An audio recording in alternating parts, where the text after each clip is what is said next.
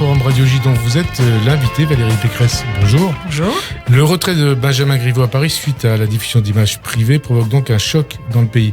Est-ce un tournant de la vie politique? Dans la vie politique, doit-on craindre une dégénérescence démocratique et sociétale? Et puis en clair, la démocratie est-elle en danger? Et puis, qu'est-ce que cette affaire change pour la campagne municipale à 4 semaines du premier tour, que ce soit à Paris ou dans le reste du pays? Qu'attendons aussi dans ce contexte du débat autour du projet de réforme des retraites qui arrive demain en séance à l'Assemblée? Cette réforme est-elle à la hauteur des enjeux?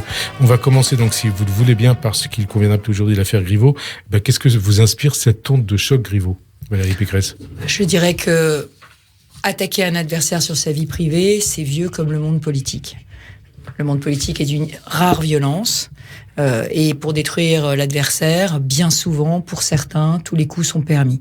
J'en ai moi-même fait l'expérience à de nombreuses reprises. J'ai raconté dans un livre tout ce qu'on avait essayé de sortir sur ma vie privée, y compris sur mon fils, pour m'atteindre et pour me déstabiliser. Donc vous parlez d'un épisode des précédentes élections régionales. Absolument, où des proches de Claude Barthelone et de Manuel Valls, d'après les journalistes, auraient piégé mon fils et auraient divulgué des informations sur lui dans toute la presse pour me déstabiliser.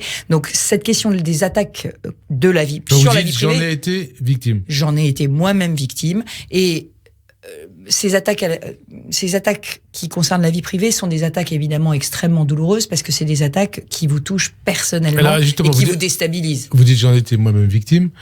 Benjamin Griveaux a décidé de renoncer à être candidat, de retirer sa candidature. Est-ce qu'il a choisi la bonne solution? Est-ce qu'à l'époque, vous-même, vous aviez songé à ne plus être candidate? Moi, j'ai contre-attaqué, évidemment, parce que la vie privée de mon fils était la vie privée de mon fils, il était majeur. Et ce qu'on essayait à travers lui, en l'attaquant lui, c'était, vous savez, toujours la même critique sur les femmes qui font de la politique. C'est une mauvaise mère, son fils fume du cannabis, donc c'est une mauvaise mère. C'était une petite attaque extrêmement mesquine, mais qui a eu un impact sur la vie des gens que j'aimais. Et c'est pour ça que moi aussi j'ai porté plainte. Ma plainte a été dépaysée en province. Ça fait 3 ans qu'elle est encalaminée. On n'a aucune nouvelle. J'espère que la plainte qu'a portée Benjamin Griveaux sera traitée beaucoup plus rapidement par la justice. Parce que ces attaques personnelles, ces attaques qui portent atteinte à l'homme, à la femme derrière le politique, elles sont indignes en démocratie. Et j'aurais aimé que les journalistes qui aujourd'hui s'offusquent de cette tyrannie de la transparence, à l'époque ne relayent pas les informations sur mon fils qui était majeur, qui n'habitait plus chez moi et qui aurait dû avoir le droit au secret et à la préservation de sa vie privée. Et donc à l'époque, vous n'avez pas songé à retirer votre candidature.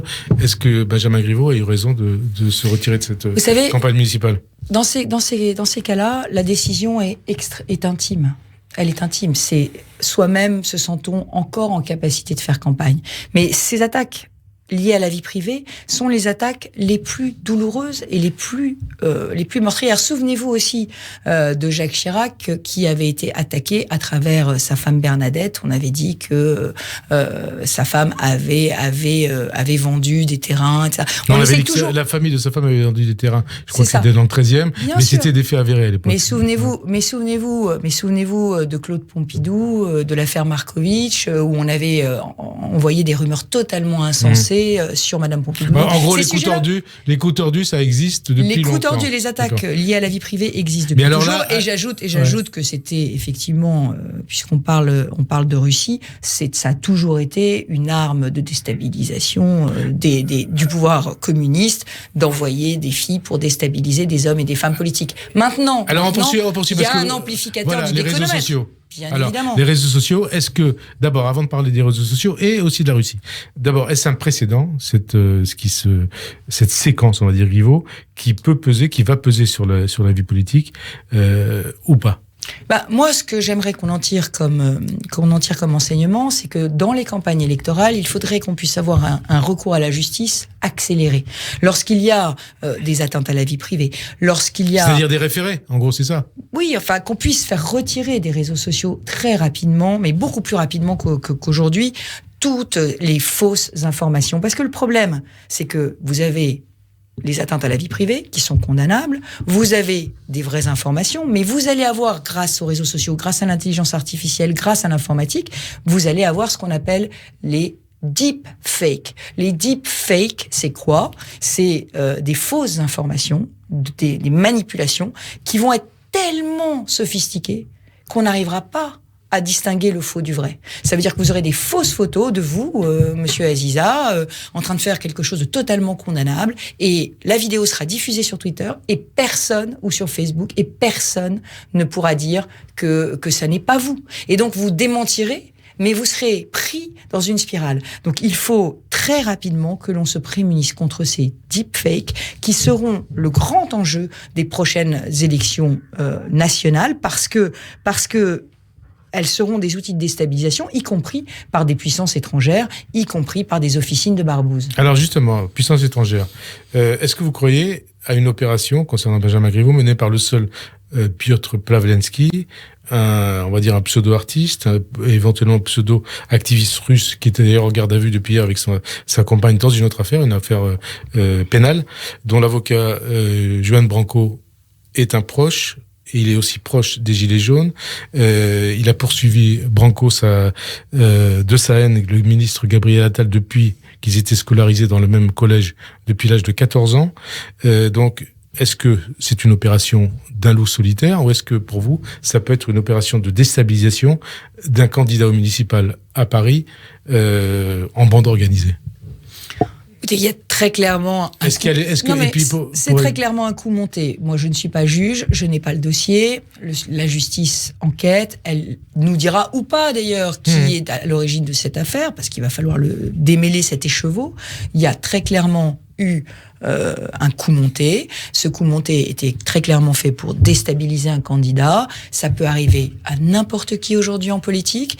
Et derrière tout ça, eh bien, il y a une enquête judiciaire qui doit être faite beaucoup plus rapidement que ne le sont les enquêtes habituelles. Et on va rester 2-3 minutes sur ce sujet. On va passer à d'autres thèmes d'actualité, notamment la réforme des retraites et puis les municipales aussi.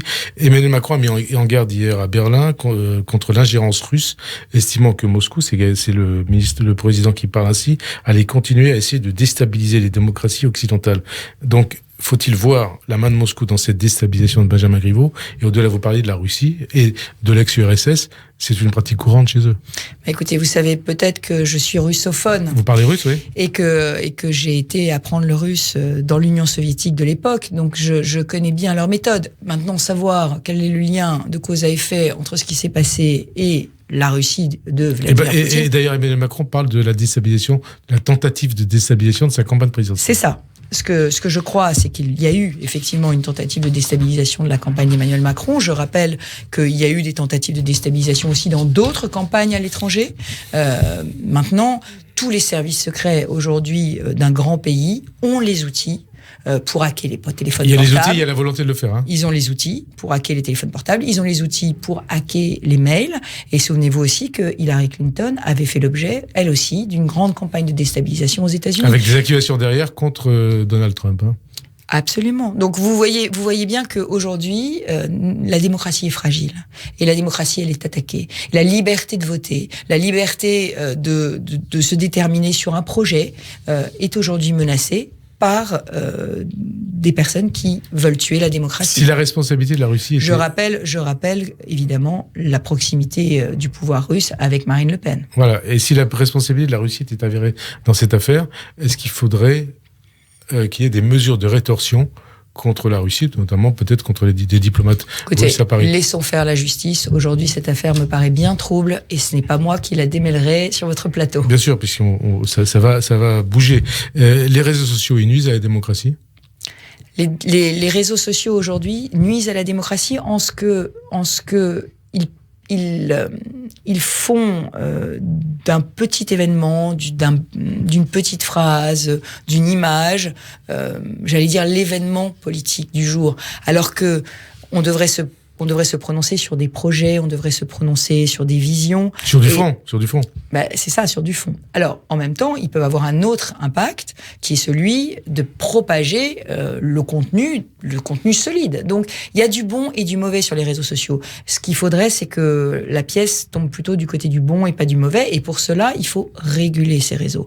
Et on voit bien que, alors là, c'est les États-Unis. Les États-Unis ne sont pas suffisamment dans une démarche mondiale de régulation régulation des contenus, il faut qu'on puisse avoir les moyens pour réguler les mauvais contenus, les contenus faux, les contenus diffamatoires, les contenus insultants, les contenus violents qui circulent sur les réseaux sociaux. C'est ce que voudrait faire Laetitia Avia dans le cadre de sa proposition de loi, ça va dans le bon sens ? Absolument. Sa proposition de loi va dans le bon sens. Les Allemands ont eux aussi des sanctions extrêmement dures sur les diffuseurs de contenus violents.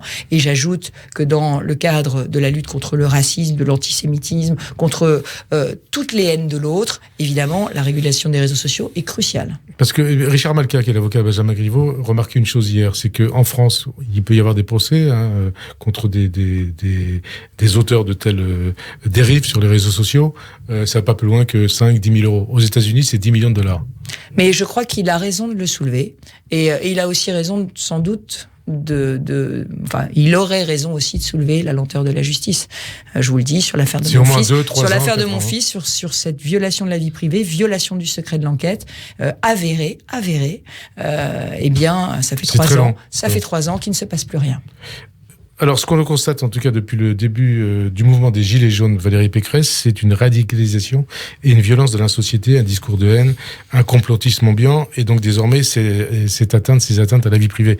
Qu'est-ce que cela dit de l'état de la France, de l'état de la société française, aussi de l'état du monde intellectuel, entre guillemets, et puis du débat public ? D'abord, il y a une question de l'efficacité du politique, et c'est vrai qu'aujourd'hui, nous avons besoin que la politique change la vie concrètement de nos concitoyens. Il y a une urgence sociale, c'est celle du pouvoir d'achat. Il y a une urgence aussi, il y a une crise d'autorité de l'État aussi. Donc, aujourd'hui, on a le sentiment d'un pouvoir qui n'arrive pas concrètement à avoir prise sur le destin des Français.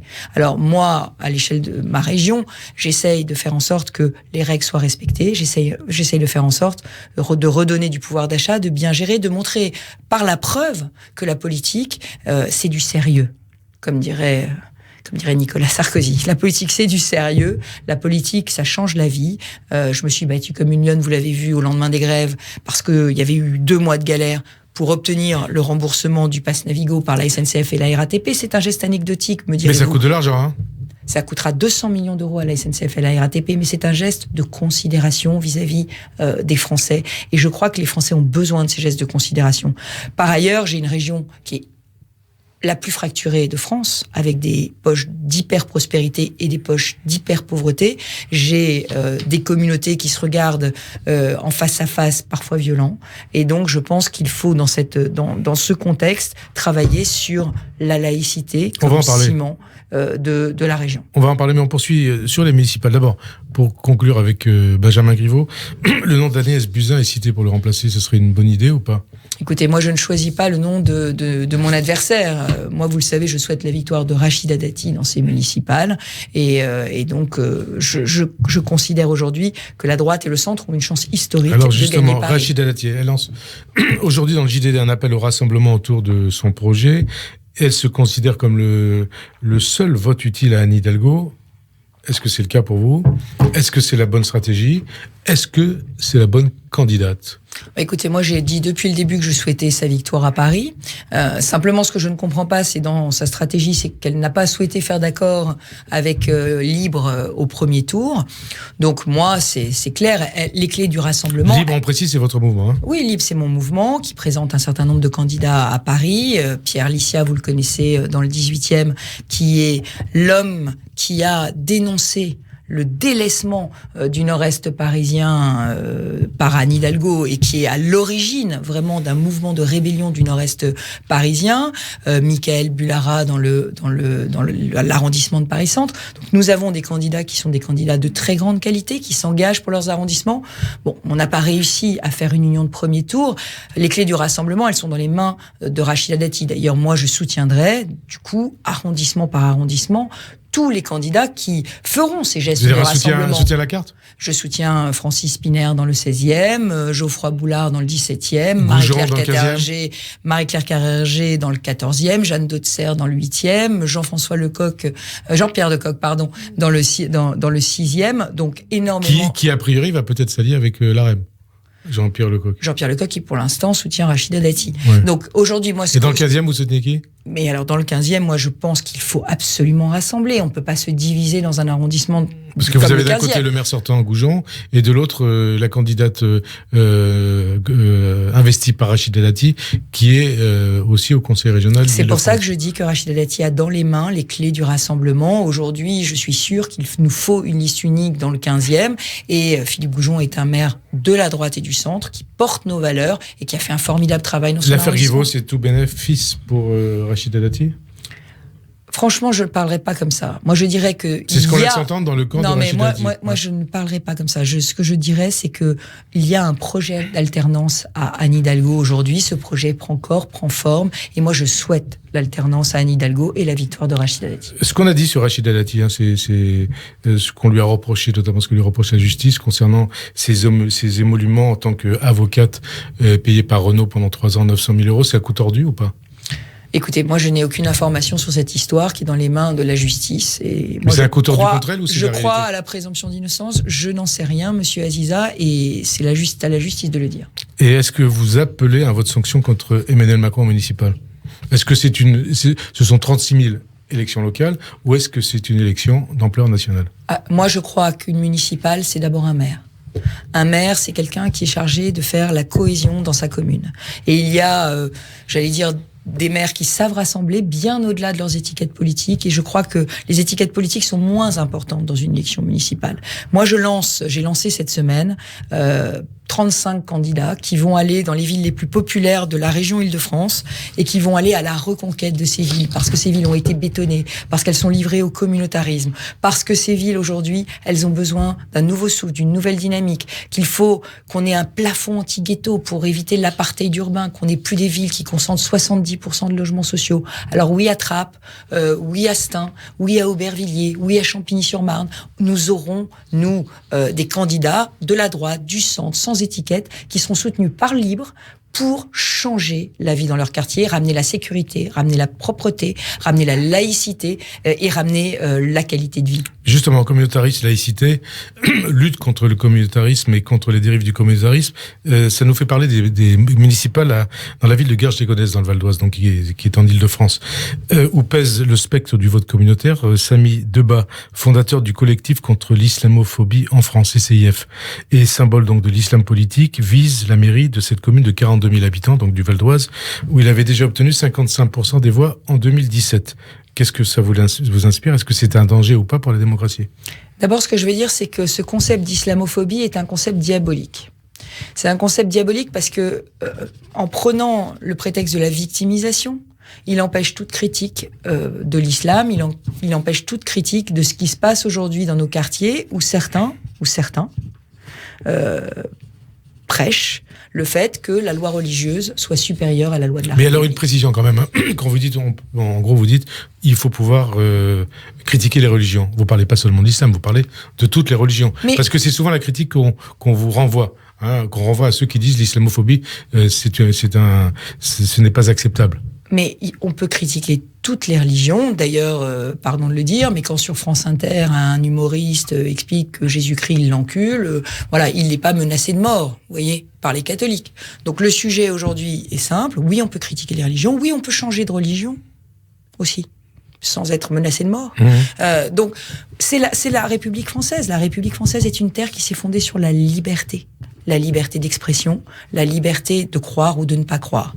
Donc c'est le principe, c'est ça qui est au centre du principe de la laïcité. Mais c'est exactement ma laïcité. C'est pas une laïcité contre les religions. C'est simplement de dire que la loi de la République est supérieure à la loi religieuse. Un exemple, les lois pour l'avortement, la loi de Simone Veil, qui était ma présidente de comité de soutien au régional. Cette loi s'impose à tous ceux qui sont contre l'avortement pour des raisons religieuses. De la même façon, la loi pour le mariage pour tous. Donc je crois qu'il faut. Donc le cas. Il faut être très clair là-dessus. Ouais. La loi au-dessus de la foi, la loi au-dessus du pays, la loi française au-dessus de la loi du pays d'origine, la loi française au-dessus de la tradition. Et c'est comme ça qu'on reprendra pied dans les quartiers. Moi, je crois à la force de la loi. Même droit, même devoir. Même droit, même devoir. Et ce qu'on a demandé parfois de manière assez violente, exigé des chrétiens au début du XXe siècle, des Juifs dans l'histoire, on doit pouvoir le demander aussi aux musulmans. De la même façon. Moi, je suis pour qu'on traite toutes les religions de la même façon. Et simplement, aujourd'hui, force est de constater que ça n'est pas le cas. On précise quand même les choses, les différentes vagues d'immigration qui sont venues en France, ces immigrés sont venus en France parce qu'ils étaient attirés par les valeurs de la démocratie, les valeurs de la République, dont la laïcité. La laïcité a longtemps été en France plutôt en combat contre les religions. Aujourd'hui... Contre le christianisme. Contre le christianisme, notamment. Mais en tout cas... Pour essayer de séparer l'Église de l'État, il y a eu un combat très violent. Maintenant, je crois que la laïcité du XXIe siècle, c'est la valeur qui va nous protéger. C'est un pilier républicain qui va nous protéger. Parce qu'elle assure la neutralité de l'espace public et parce qu'elle assure à chacun de vivre son identité, mais dans le respect de la loi commune. Alors, le cas de Garges-les-Gonesse. Alors, le cas de Garges-les-Gonesse, j'ai un candidat à Garges-les-Gonesse qui est Benoît Jiménez, qui est conseiller régional sur ma liste, et je me bats pour qu'il remporte cette ville, qui est aujourd'hui tenue, vous le savez, par un candidat très proche de moi, Maurice Lefebvre. Aujourd'hui, dans un certain nombre de villes d'Île-de-France, pas seulement Garges-les-Gonesse, on peut citer le cas de Goussainville, on peut peut-être en citer malheureusement quelques autres, il y a des candidats qui, moi, ne me paraissent pas en phase avec les valeurs que je défends. Quand j'entends un candidat dire dans un journal, je cite, sur ma liste ne sera pas communautariste, sur ma liste, il y aura des Français, des Noirs, des Arabes et des Turcs, je suis désolé de répondre que c'est cette phrase... Et c'est quelle ville, quel candidat ? C'est un candidat à Goussainville. Cette phrase citée dans le journal L'Opinion, c'est le communautarisme à visage découvert. Parce que sur une liste municipale, il n'y a que des Français. Voilà. Et dire des Français, des Noirs, des Arabes, des Turcs, ça veut dire qu'on communautarise la vie politique française. Fracture la nation française. Sur une liste, il n'y a que des Français ou des citoyens ressortissants de l'Union européenne. Donc, je suis très inquiète de ces candidats qui pourraient un jour devenir maires de ces villes. Mais je suis aussi inquiète d'un deuxième phénomène, monsieur Aziza. Oui. L'entrisme. C'est-à-dire ? L'entrisme, c'est quand une personne qui est liée à la mouvance islamiste, parce que la menace, j'y reviens une seconde, la menace... J'entends dire communautarisme, j'entends dire séparatisme. C'est pas un débat sémantique. La menace, elle a plusieurs visages, mais cette menace, elle a un nom, c'est l'islamisme. Et l'islamisme, c'est la loi religieuse au-dessus de la loi de la République. Alors, je reviens à l'entrisme. L'entrisme, c'est quand un candidat vient apporter les voix, ou dit qu'il va apporter les voix des musulmans, et vient rentrer sur une liste pour porter les valeurs de l'islamisme. Ça veut dire que vous dites pas communautarisme, vous dites islamisation de certains territoires de la République ? Je dis islamisme radical. L'islamisme radical, c'est pas l'islam. L'islam, c'est une religion que je respecte et qui doit s'inscrire dans la loi de la République. Mais l'islamisme, c'est une radicalisation. La radicalisation, c'est quand on dit « ma loi est au-dessus de la loi de la République ». Et ça n'est pas acceptable en France et ça doit être fermement combattu. Je peux vous donner plusieurs exemples. Mais nous, en Île-de-France, qu'est-ce qu'on a fait pour lutter contre ça ? On a fait une charte de la laïcité. Cette charte de la laïcité... Et a priori, on nous dit que Emmanuel Macron pourrait proposer une charte de la laïcité. Mais moi, je l'appelle à la reprendre. Ouais. Elle existe en Île-de-France depuis 2017. Donc il dit quoi alors ? Elle a été combattue par les Verts, par les socialistes, par le Front de gauche, par la France Insoumise. Elle a été déférée en justice. Maintenant, elle est validée par le juge. Elle est validée par le juge. Elle est sans copyright. Que dit la charte de la laïcité de l'Île-de-France ? Vous signez la charte, vous reconnaissez que vous devez être neutre. Et que vous devez travailler pour l'ensemble de la nation française. Notamment dans les associations. C'est pour tous les partenaires de la région, 3700 partenaires. Tous ceux qui veulent toucher une subvention de la région doivent signer la charte. Pas de subvention, c'est pas de signature de charte. Et si vous violez la charte, c'est-à-dire que vous organisez une salle de prière dans l'arrière-salle, suppression de la subvention. On a mené d'ailleurs des enquêtes. Vous savez que Davé et L'Homme, les deux journalistes du Monde, ont écrit un livre qui s'appelle Inch'Allah, qui dénonçait justement un certain nombre de pratiques radicalisées en Seine-Saint-Denis. Ils dénonçaient notamment une mission locale, en disant que cette mission locale encourageait à aller dans des entreprises qui permettaient, de manière très communautariste. Et j'ai suspendu la subvention de cette mission locale. Nous avons fait une enquête et nous nous sommes aperçus qu'il n'y avait aucune pratique communautariste dans cette mission locale. Les accusations contre Jean-Christophe Lagarde, elles sont réelles, elles sont avérées ou pas pour vous ? Écoutez-moi, je connais bien Jean-Christophe Lagarde, le maire de Drancy, avec lequel je travaille. Je ne l'ai jamais... Qui n'est plus maire de Drancy, il est juste député... Il a été maire de Drancy. Il a été maire de Drancy pendant très longtemps et il est président de l'UDI et il est député aujourd'hui. Moi, je ne l'ai jamais surpris en flagrant délit de pratiques anti-républicaines. Jamais surpris la moindre infraction au principe républicain. Un communautarisme islamiste à l'origine aussi d'une renaissance de l'antisémitisme dans les quartiers, dans les banlieues, dans certains quartiers d'Île-de-France. Des actes antisémites se produisent notamment dans les écoles, creuser des valeurs de la République, et donc dans ces quartiers. Qu'est-ce qui a failli, Valérie Pécresse? Qu'est-ce qui ne fonctionne plus au niveau du modèle français?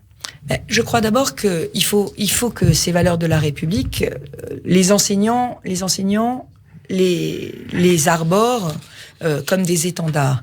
Aujourd'hui, c'est vrai que nous avons du mal dans certains lycées d'Île-de-France, puisque la région, vous savez, s'occupe des lycées, nous avons du mal à faire respecter les minutes de silence quand il y a un attentat antisémite.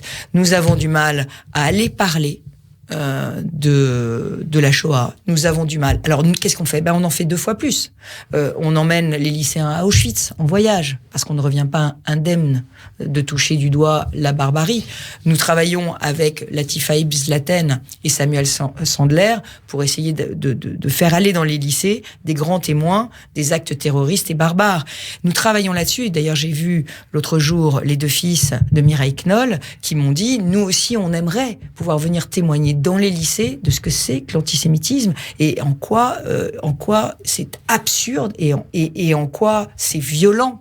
Donc, moi, je crois qu'il faut absolument qu'on mène ce combat sans relâche. Ça veut dire ne pas laisser des lycées en dehors de notre regard, ne pas détourner la tête. Nous sommes la République. Parce qu'à travers les lycées, on construit l'avenir de demain.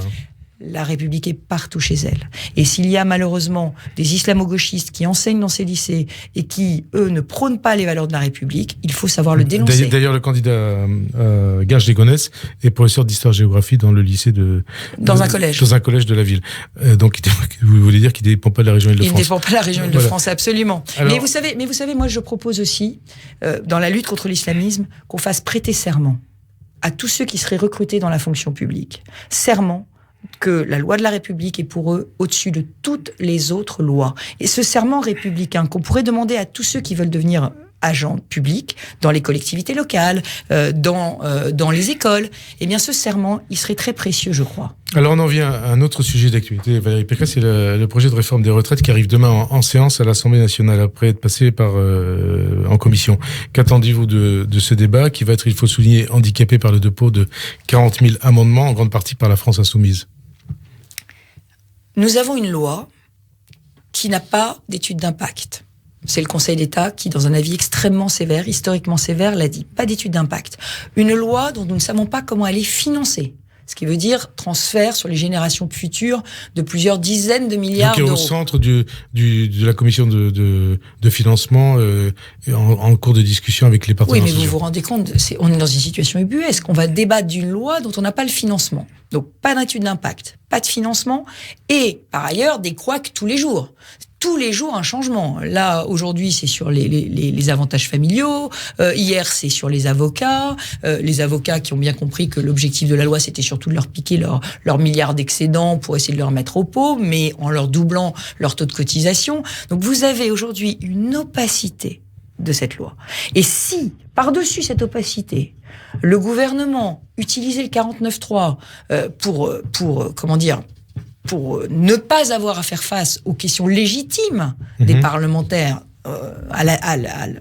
au fonctionnement de la démocratie. Oui, parce que la question qui se pose aujourd'hui, on va parler du fond, la question qui se pose aujourd'hui, 40 000 abonnements donc déposés en grande partie par la France insoumise, est-ce que pour faire passer la loi avant les municipales, il faut ou pas utiliser le 49.3 ? Mais ce serait un camouflet démocratique. L'opposition a le droit de poser des questions sur cette loi dont personne ne connaît aujourd'hui les contours. J'ajoute qu'avec la grève de la SNCF et de la RATP, on ne sait pas ce que les personnels de la SNCF et de la RATP ont obtenu comme avantage. Donc cette loi qui était censée mettre fin aux régimes spéciaux, est-ce que ceux qui ont le pouvoir de bloquer la France n'ont pas à l'occasion des grèves, obtenu de maintenir leurs privilèges. Ça veut dire, est-ce qu'il y a une autre solution? Est-ce que pour que les débats puissent avoir lieu jusqu'à son terme, il faut prolonger ces débats jusqu'au 22 mars, c'est-à-dire jusqu'au deuxième tour des élections municipales? Mais il faut les prolonger le temps qu'il faudra. Alors, la question, c'est comment est-ce qu'on distingue un amendement dilatoire d'un amendement qui ne l'est pas? Mais je pense qu'il y a la possibilité, effectivement, d'aller vite sur les amendements dilatoires et d'aller beaucoup plus profondément sur les amendements qui ne le sont pas. Il y a tellement de choses à clarifier dans cette loi. Justement, sur 23 ordonnances. Vous vous rendez compte qu'on donne un blanc-seing au gouvernement pour écrire 23 ordonnances qui vont avoir un impact sur la vie de tous les Français. Donc, sur le fond, ce serait quoi votre projet de réforme des retraites? Mais moi, j'aurais fait complètement différemment. De toutes les façons, j'ai théorisé, toujours dans le livre que j'ai écrit, puisque vous savez que j'ai mené à bien une des réformes qui restera l'une des réformes phares de Nicolas Sarkozy, la réforme de l'université. Cette réforme, pourquoi on a réussi? On a réussi parce que c'était clair, on savait exactement où on allait et tout était sur la table. Tout était transparent. Moi, j'ai théorisé que les réformes cathédrales, ça n'existe pas et ça ne marche pas. Donc il faut des petites réformes. Mais il faut aller pas à pas. La réforme, c'est comme quand on escalade une montagne. On plante un piolet et puis après, il n'y a pas de retour en arrière. On replante un piolet. Donc sur les retraites, le gouvernement a voulu trop embrasser et il a mal étreint. Aujourd'hui, on ne peut pas remettre à plat tous les régimes de retraite de tout le monde dans un seul régime global, sans coaliser toutes les oppositions. Nous, ce que nous aurions fait, enfin moi, ce que j'aurais fait, en tout cas, si j'avais été à la place du gouvernement, j'aurais dit la vérité. La vérité, on va vivre de plus en plus longtemps. Et il faudra travailler plus longtemps. C'est plus ou moins ce qui a été dit par le Premier ministre. Tout est dans le plus ou moins, monsieur Aziza. Enfin, il l'a dit même clairement. Avec les Français, faut pas ruser, faut pas tergiverser comme fait le président de la République sur la laïcité, dire la moitié de la vérité comme fait le Premier ministre sur les retraites. Vous parliez de l'ère de l'hyper-transparence. Oui, nous sommes à l'ère de l'hyper-transparence. Et les Français, ils sont tous... Mais quand on leur dit ça, les Français, ils n'entendent pas. Hein. Si, ils sont tous sauf des imbéciles. Les Français... Puisque le mouvement, ça a été contre l'âge pivot à 63 ou 64 ans. Mais sauf qu'on a tout mélangé. On a tout mélangé. Et du coup, on a coalisé les oppositions. Bien sûr, quand on dit aux Français, on doit travailler plus longtemps, ça coalise des oppositions. Nous avons fait 3 réformes des retraites, la droite.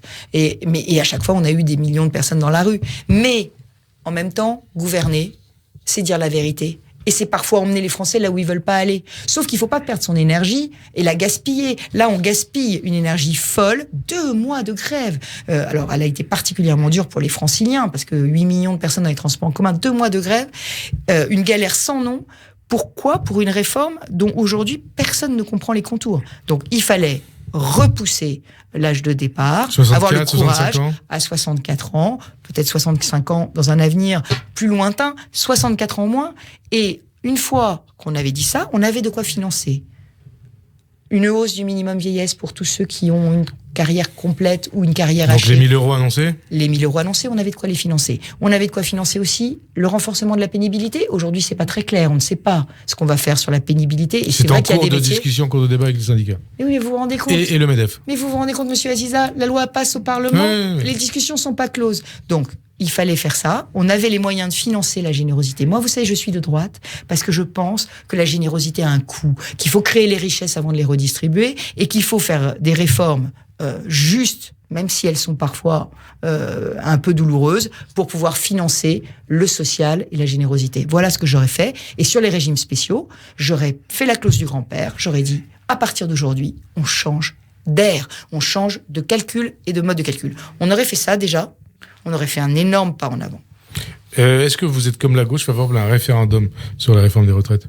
Ah, mais je suis absolument pas favorable à un référendum. Le référendum sur les retraites, c'est l'ouverture de du démagomètre. Tout le monde préfère partir à la retraite à 50 ans. Alors, excusez-moi, c'est Marine Le Pen, qui est radicalement incapable de gouverner la France, qui dit « je suis pour la retraite à 60 ans ». Mais la retraite à 60 ans, ça mettra le système en faillite, parce qu'on va vivre, et je l'espère, tous de plus en plus âgés, et que le sujet, c'est comment bien vieillir, comment assurer le financement de cette période de retraite, donc contre le la dépendance. Mais le référendum, c'est ceux qui sont démagogues et qui ne veulent rien faire. Alors, vous avez parlé justement du mouvement contre la réforme des retraites. En tant que président de la région Île-de-France, vous avez vécu ça de très près. Un mouvement qui a montré une nouvelle fois les limites de la loi sur le service minimum, mise en place sous Nicolas Sarkozy, qui était déjà un premier pas. Comment résoudre ce problème? En clair, comment assurer la continuité du service public dans les transports, et notamment en Île-de-France? Il faut absolument tirer les enseignements de ces 2 mois de grève. Moi, en tant que présidente de l'autorité organisatrice des transports en Île-de-France, j'ai un contrat avec la SNCF et la RATP qui s'engagent à faire un service minimum aux heures de pointe. 1 train sur 2, ou 1 train sur 3 selon les lignes. Il n'a pas été fait. Or, on est en monopole public aujourd'hui. Ça veut dire que aujourd'hui, la RATP et la SNCF peuvent, alors que je les paye des milliards d'euros chaque année. C'est 10 milliards, c'est ça, hein? 10 milliards pour les transports. 10 milliards pour les transports. Donc, c'est à peu près 4 milliards pour la SNCF, 4 milliards pour la RATP de contrats avec le client. Île-de-France Mobilité. Donc, je les paye 4 milliards et ils ont le pouvoir de me dire, je respecte pas mon contrat. Donc, qu'est-ce qu'ils vont faire? Parce qu'ils sont en monopole public. Qu'est-ce que vous proposez? Parce qu'on n'a pas le choix. Mais moi, je propose l'ouverture à la concurrence. L'ouverture à la concurrence dès 2023. Donc, comme ça existe à la SNCF, hein. Alors, la SNCF, ça sera possible à partir de 2023. La RATP, aujourd'hui, la loi, c'est 2039 pour le métro. Donc moi, je demande qu'on avance tout ça. Je demande que dès 2030, le gouvernement m'autorise à mettre en concurrence, d'ici 2030, les tramways, les trains et les métros d'Île-de-France, de façon à ce que ça fonctionne mieux. Et regardez dans les autres régions qui ont ouvert en partie à la concurrence, très bizarrement, la SNCF respecte beaucoup plus ses engagements contractuels. Mais le système de la RATP est particulier. À Paris, à l'Île-de-France, comment vous ouvrez la concurrence à la RATP? Mais absolument pas, mais il n'y a aucun problème pour ouvrir à la concurrence des lignes. Au contraire, c'est même plus facile à la RATP parce que les lignes sont dédiées. Vous avez un rail et vous posez des métros dessus. Il y a aussi une autre possibilité, c'est l'automatisation des lignes. Alors, l'automatisation des lignes permet évidemment de se passer de conducteurs, mais elle permet pas de se passer d'ouvriers de maintenance ni d'aiguilleurs. Donc l'automatisation. C'est les deux seules lignes qui ont fonctionné pendant la grève, ce sont les lignes automatisées. Absolument. Alors ce qu'il faut savoir, c'est que toutes les lignes du Grand Paris Express, le futur métro qui arrivera en 2030, seront automatiques. Et moi, par ailleurs, j'ai décidé d'automatiser. Les syndicats de la RATP ne sont pas favorables, mais j'ai décidé d'automatiser la ligne 13, qui est la ligne de tous les sinistres, qui a été la ligne de tous les blocages, de tous les blocages syndicaux. Donc, nous allons automatiser. Mais attention, monsieur Assida, pardon, je vous coupe. Ouais. Mais attention, une automatisation de ligne, c'est 700 millions d'euros. 700 on nous dit entre 400 millions et 1 milliard. 700. Et ça prend combien de temps? 18 mois, 24 mois, 30 mois? Ça prend 10 ans. Ah bah oui. C'est pour ça que ceux qui disent que c'est 18 mois, automatisons toutes les lignes. C'est pas du jour au lendemain. Ah bah vous savez, les candidats à la mairie de Paris, c'est le concours Lépine des idées les plus irréalistes. Y compris Rachida Dati? Je parle évidemment de monsieur Villani et de monsieur Griveaux qui ont proposé tous les deux à l'époque d'automatiser toutes les lignes. Et quand Rachida Dati dit Madame Hidalgo, la fin du déficit pour Paris en 6 ans, c'est possible ou pas? Ah bah ça c'est tout à fait possible. Ouais. Ça c'est tout à fait possible. Moi, à la région Île-de-France, j'ai fait 2 milliards d'économies. 2 milliards d'économies et cet argent, je le rends aux franciliens, je le rends avec un pass senior à demi-tarif, avec 500 € de prime vélo et avec des milliards investis dans les transports. Alors, j'ajoute une toute petite dernière chose sur le service minimum. Il faut un plan B. Il faut un plan B, c'est-à-dire qu'il faut augmenter la réserve de conducteurs qu'il y a à la SNCF et à la RATP. Vous savez que les cadres et les employés à la SNCF et à la RATP peuvent se former à conduire des trains et à conduire des bus. Donc il faut en former plus? Il faut en former plus, c'est eux qui ont permis. Et après il faut voir si les syndicats acceptent ou pas.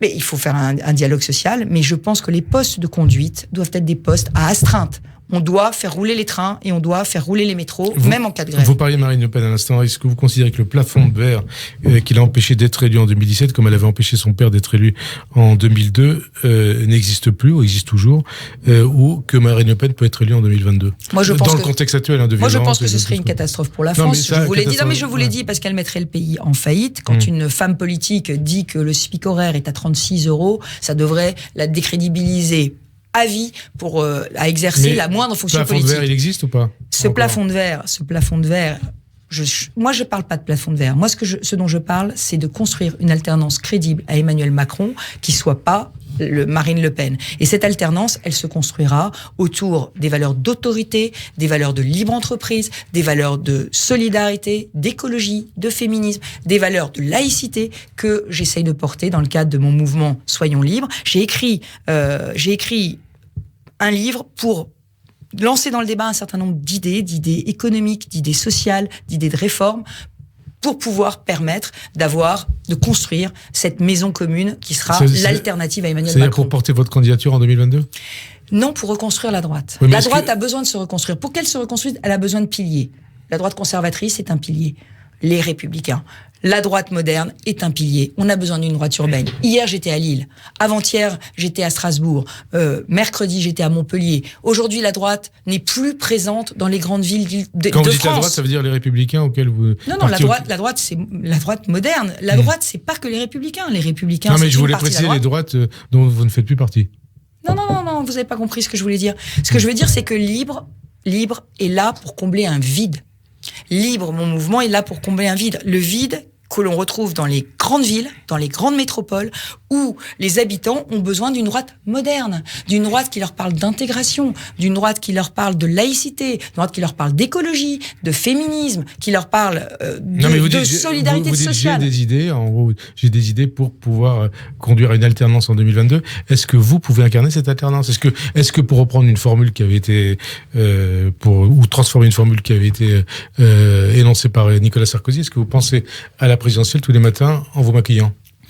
Je pense à la présidentielle parce que je veux éviter ce duel Marine Le Pen, Emmanuel Macron. Et cette présidentielle de 2022 avec un duel Macron-Le Pen, pour moi, c'est effectivement une source de cauchemar. Je veux desserrer cet étau. Pour desserrer cet étau, il faut une alternative à Macron avec 3 piliers. Un pilier de droite conservatrice, les Républicains. Un pilier de droite moderne, Soyons libres. Et un pilier centriste, qu'on doit faire revenir vers nous. Mais pour le faire revenir, il faudra qu'on s'élargisse. Et vous ? Eh bien, moi, j'apporterai ma contribution à tout ça, à cet édifice, à cette maison commune. Il y a aussi un autre sujet qui est très présent dans la vie politique française, c'est l'Europe. Vous êtes européenne, et pour la première fois, donc en 70 ans, l'Europe se défait de l'un de ses membres fondateurs, qui a le plus à perdre, enfin pas vraiment fondateur, de l'un de ses membres, qui a le plus à perdre. Est-ce que c'est la Grande-Bretagne, donc qui quitte l'Union, ou est-ce que c'est le reste de l'Europe? Et qu'est-ce que vous attendez des négociations qui vont avoir lieu pendant 11 mois entre Bruxelles, les capitales européennes et Londres? Ce qui est sûr, c'est que le Brexit est un drame pour l'Europe. C'est un drame pour l'Europe, c'est un échec pour l'Europe. Et surtout, le risque, c'est de construire à nos portes, un état de dumping social et fiscal. Donc un nouveau Singapour aux portes exactement, de l'Europe. Absolument. Et ça, ce serait extrêmement dommageable. Ce serait un retour en arrière de 50 ans. Donc il faut qu'on soit préparé. Ça veut dire quoi? Ça veut dire que l'Europe doit en profiter pour faire son examen de conscience, arrêter l'hyper-bureaucratisation, se doter d'une vraie diplomatie politique. C'est pas normal. D'une Europe de défense ? D'une Europe de la défense, mais pas seulement. Enfin, ce qui est évident, c'est par exemple que l'urgence pour l'Europe est africaine, qu'on doit travailler au co-développement de ce continent, qu'on doit aussi travailler ensemble à sa protection. C'est pas normal que ce soit la France seule. Moi, j'étais au Mali, à Gao, voir la force Barkhane. C'est pas normal que la France seule supporte le poids militaire de la sécurisation et financier de la sécurisation de l'Afrique. Donc, l'Europe doit faire très rapidement son examen de conscience. Et s'il n'y a pas un changement, si l'Europe ne devient pas une puissance politique, si l'Europe ne se débureaucratise pas très vite, si on n'a pas des champions européens capables d'aller face à la Chine, face aux États-Unis, mener des combats économiques, mais on va devenir un grand continent de clients et toutes ces puissances étrangères qui cherchent à nous déstabiliser auront gagné. La diplomatie européenne, ça devrait être quoi, par exemple au Proche-Orient ? Écoutez, si la diplomatie européenne jouait un rôle au Proche-Orient, ça se saurait. Aujourd'hui, au Proche-Orient, malheureusement, il n'y a que des voix singulières, et c'est peut-être aussi une des raisons pour laquelle ce conflit dure. Merci en tout cas Valérie Pécresse d'avoir répondu à notre invitation. Bonne fin d'après-midi sur Radio J et à dimanche prochain. Merci Monsieur Aziza.